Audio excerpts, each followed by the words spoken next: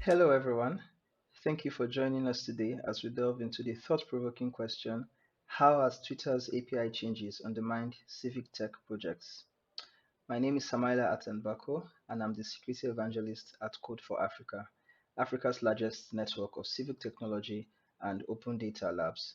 It's an honor to share my thoughts with you today. While talking about change, it is important to mention that change is not necessarily a bad thing and can be good.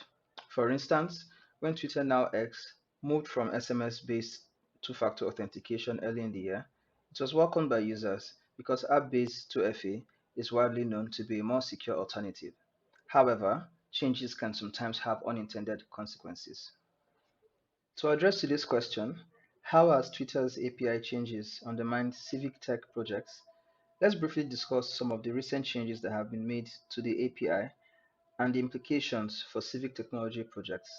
Then my colleague will present a case study. Some of these controversial changes include: 1. The monthly tweets cap. Twitter has limited the number of requests that developers can make using the API, making it challenging for civic tech projects to collect and analyze real-time data effectively. For context, where in the past the free API package could grant access to 2 million tweets per month, the new basic plan, which comes at a cost by the way, has a monthly limit of 10,000 tweets. This takes me to my next point: the cost of access. To gain access similar to what was previously free, which made it attractive and valuable for open source and tech for good projects, organizations now have to make costly monthly payments. The highest package, which is not open to everyone, starts at 42,000 US dollars per month.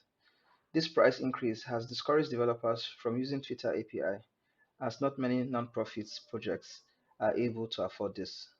The last point is the restriction on data use.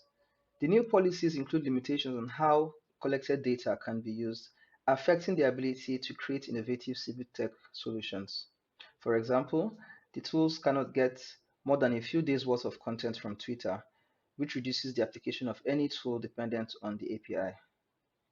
Now let's delve into an example of how these changes have affected civic technology projects. Thanks, Samaila. Hi, everyone. My name is Sarah, and I'm a project manager on Code for Africa's tech team. My portfolio includes civic technology tools, and I'm currently working on research with Samaila, my colleague, and Philip from Policy, who could not be here today.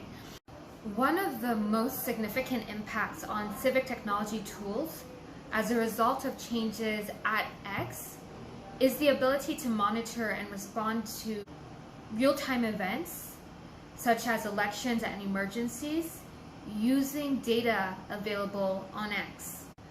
Additionally, the increased authentication requirements have made it challenging for civic technology tools to access data on X, hindering efforts to provide valuable insights to the public.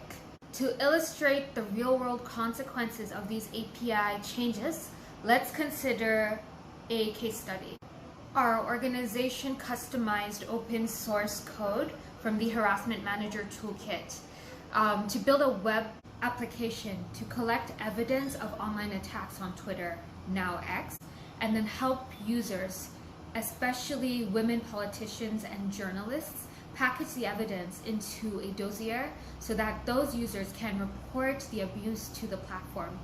However, since the API changes, obtaining the necessary data to create accurate and timely reports is a costly task. To move forward, civic tech organizations must adapt by diversifying data sources, exploring alternative platforms, and advocating for more open access to social media data.